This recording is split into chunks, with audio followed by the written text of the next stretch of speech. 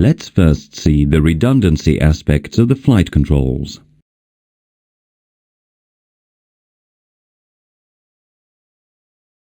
In case of a computer failure, the second computer of the same type takes over.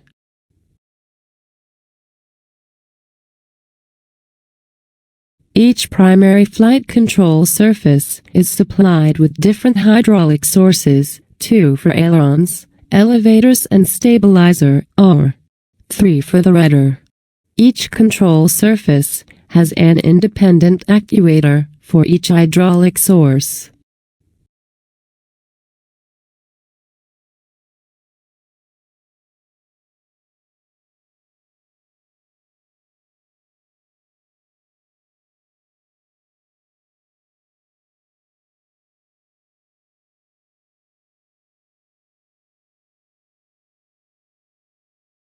Each actuator is controlled by a different computer. One actuator for each surface is always in active mode, and the other stays in damping mode. It follows the surface movement and is monitored by its related computer. To simplify the schematic, only some computers and a few of their associated links are shown.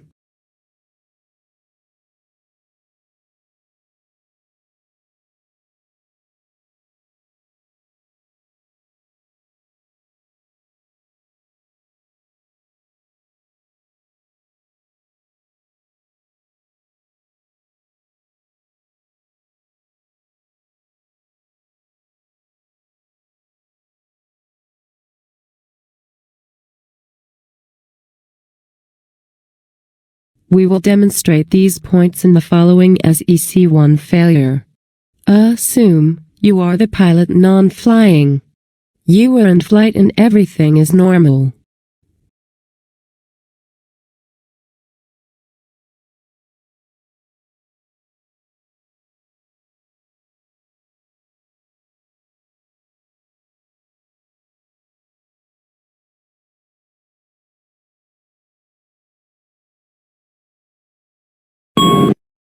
On the engine warning display, read the title of the failure.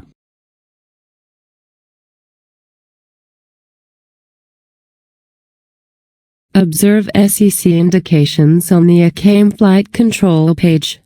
The 1 and the box of SEC1 are in amber, and the 2 of SEC2 remains in green, indicating that SEC2 has taken over automatically.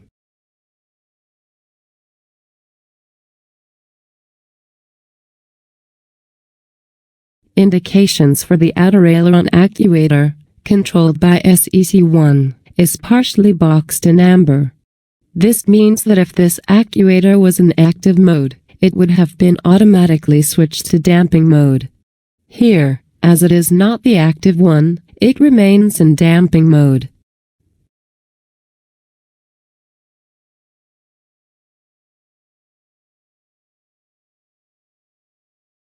The active actuator, controlled here by Prim 3, is not boxed on the ECAM flight controls page.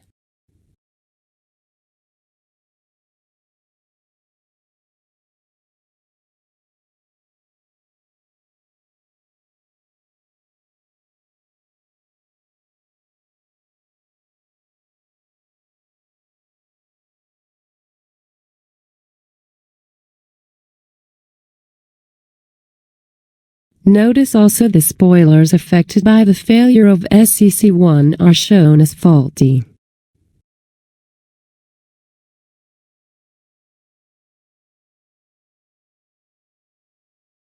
On the flight control panel, SEC1 fault light is on.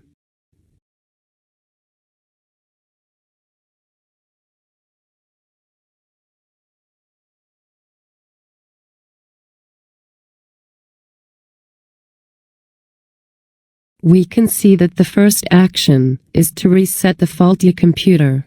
The pilot flying will ask you to perform the ECAM actions. We will do it for you.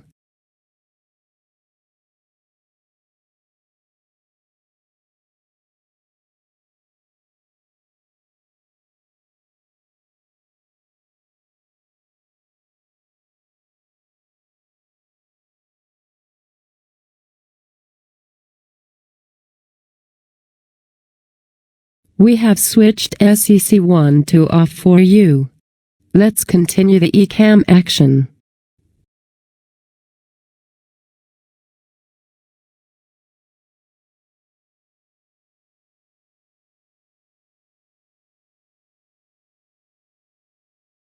We have switched SEC1 back to on, but the reset has not been successful. The procedure requires to switch SEC1 off.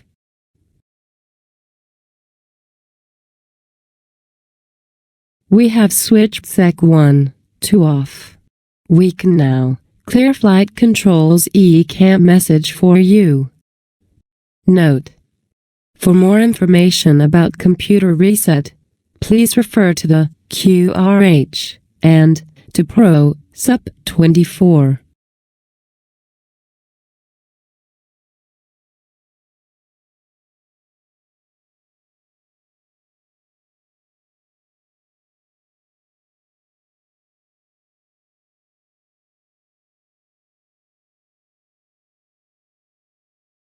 The status page is displayed for review. A green message advises us that we have a degradation in approach capability. You can see, in the synopsis column, that SEC1 and CAT3 dual are now inoperative. Note that neither control surfaces nor maneuvering ability are lost.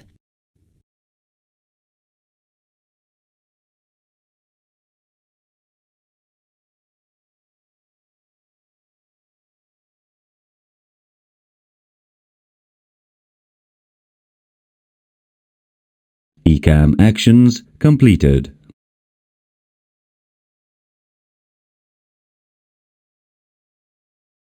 We will now review the other redundancy features and protections we did not have the opportunity to see when performing the previous procedure.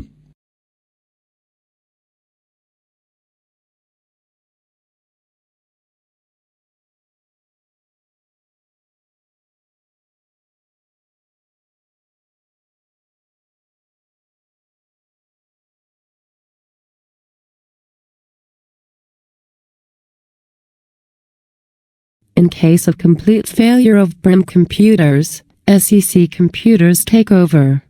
SEC computers provide complete aircraft control and direct law.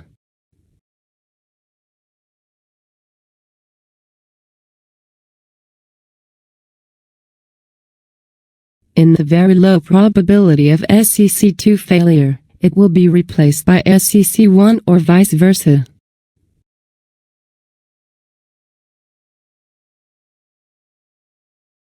Another case of failure is an elevator fault. In this case, the deflection of the remaining one is limited to avoid excessive asymmetrical loads on the tail or rear fuselage and to reduce the asymmetry effects. The remaining surface is sufficient to resume normal flight.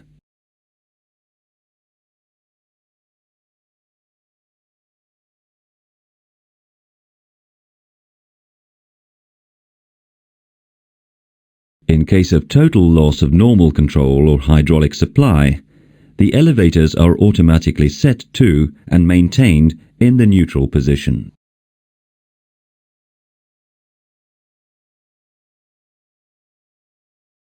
Provided the appropriate hydraulic systems are available. Mechanical control of the THS is always available via the pitch trim wheels.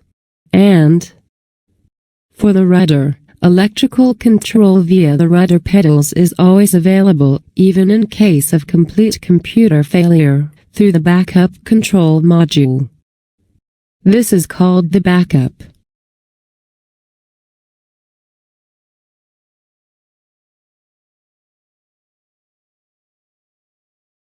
Summary. General rules. If a computer fails, the second computer of the same type takes over. Each primary flight control surface is supplied by at least 2 different hydraulic sources. An independent actuator is associated with each hydraulic source for each surface. Each actuator is controlled by a different computer. For a surface, One actuator is always in active mode, while the other or others are in damping mode.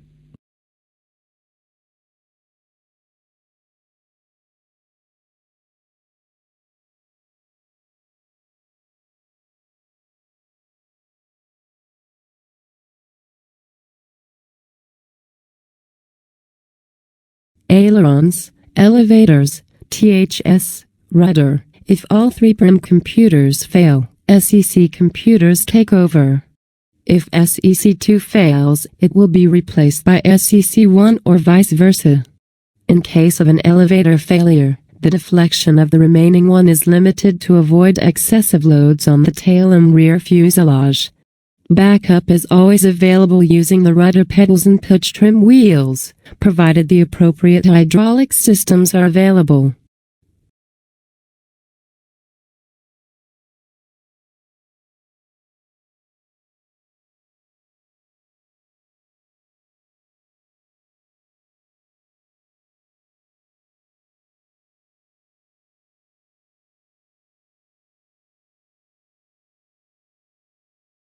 Here is a summarizing scheme. Arrow indicate the control of reconfiguration priorities. GBY indicates the hydraulic power source, green, blue or yellow, for each servo control.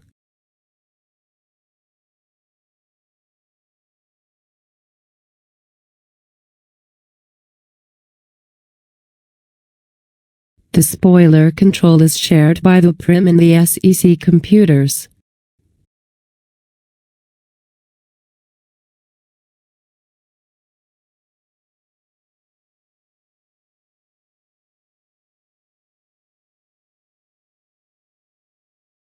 We will now see a spoiler fault.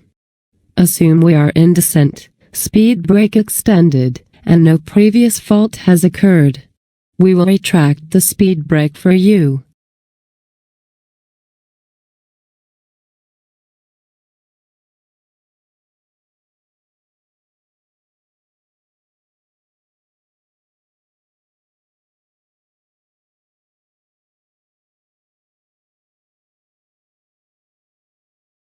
On the engine warning display, read the title of the failure.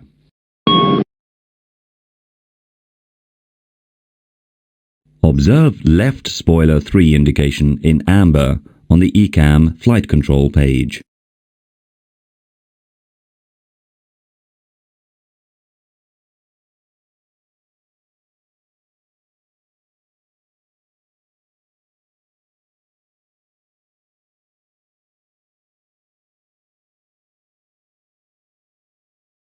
These indications mean that left spoiler 3 has failed in the extended position. The SEC, which controls this spoiler and has detected the fault, will automatically retract it and inhibit its symmetrical one on the other wing, right spoiler 3, also shown in amber.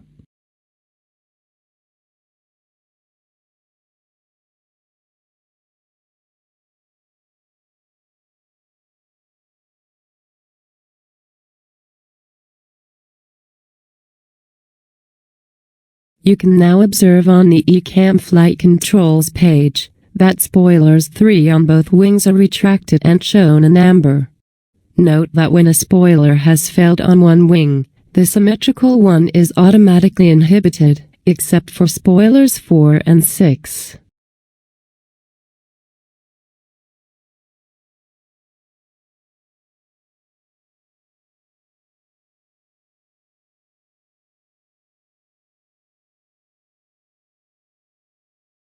As a general rule, spoilers are automatically retracted when faulty or not electrically controlled.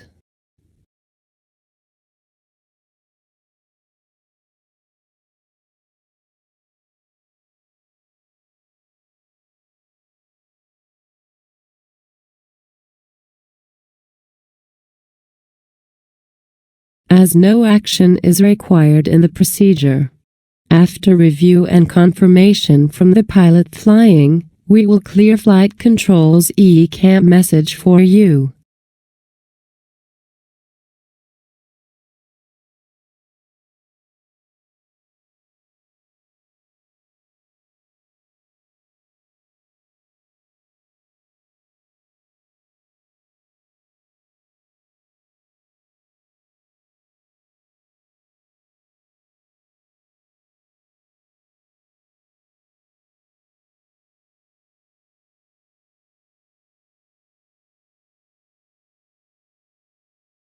The status page is displayed for review. A blue message advises us that we will have to calculate a new landing distance. This is due to the fact that both spoilers 3 will stay retracted when the remaining ground spoilers extend at touchdown. You can see, in the synopsis column, that part spoilers are now inoperative.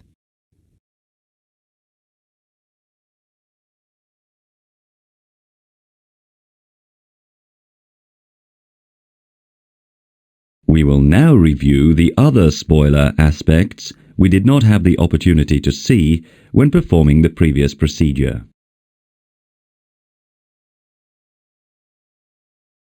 In certain circumstances, speed brake extension can be inhibited. In these cases, the spoilers are automatically retracted and stay in this position until the inhibition conditions no longer exist and the lever is reset. A master caution and an ECAM procedure are also triggered.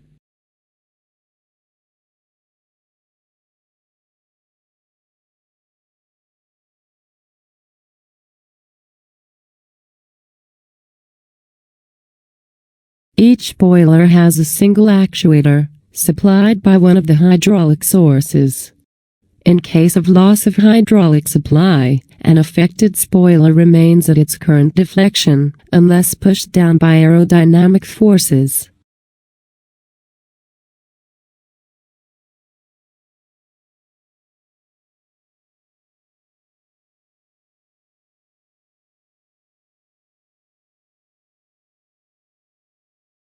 Summary: spoiler control is shared by the PRIM and SEC computers. When a spoiler has failed on one wing, the symmetrical one is automatically inhibited, except for spoilers 4 and 6.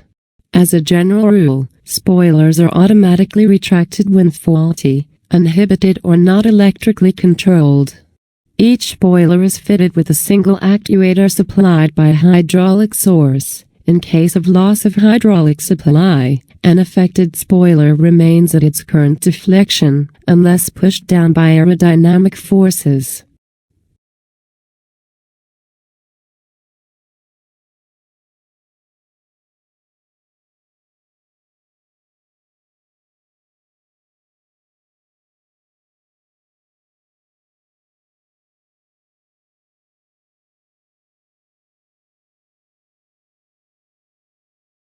Let's now review some slats flaps failure cases. You are in the approach phase. The slats and flaps have to be extended.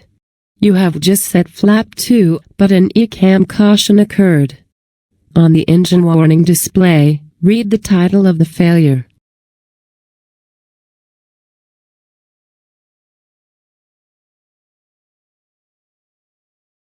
Notice on the engine warning display that F-locked and the flap triangle have turned amber, indicating that we have a flap fault.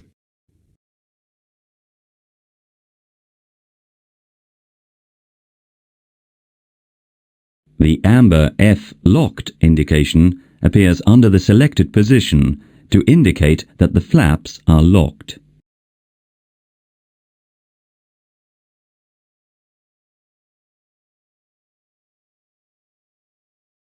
The white S and the green triangle indicate that the slats have reached the selected position.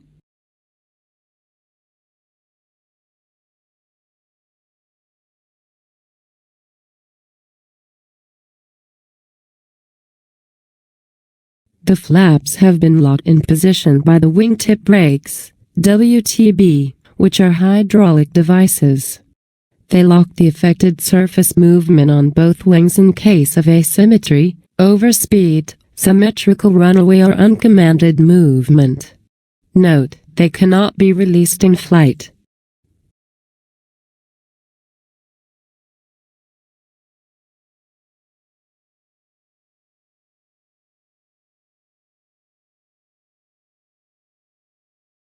If the flap's wingtip brakes are activated, slats operation is still possible, and vice versa.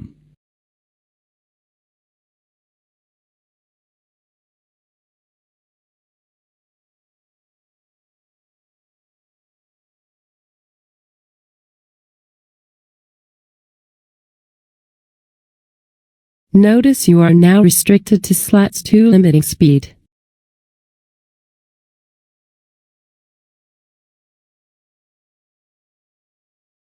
Another protection feature is the slats alpha speed lock function. This function inhibits slats retraction at high angle of attack and or low speed. It is indicated by analog pulsing green on the engine warning display.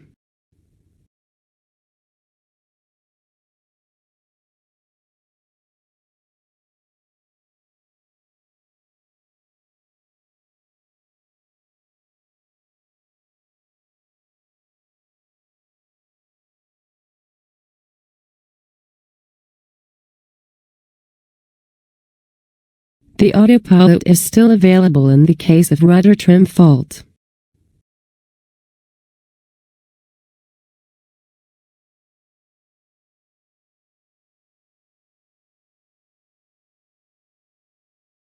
The rudder is detected faulty or jammed in the neutral position.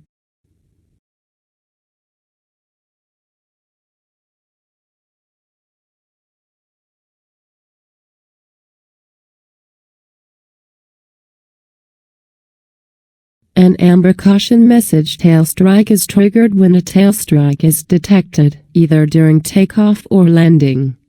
The message is inhibited during part of the takeoff and the complete landing phase.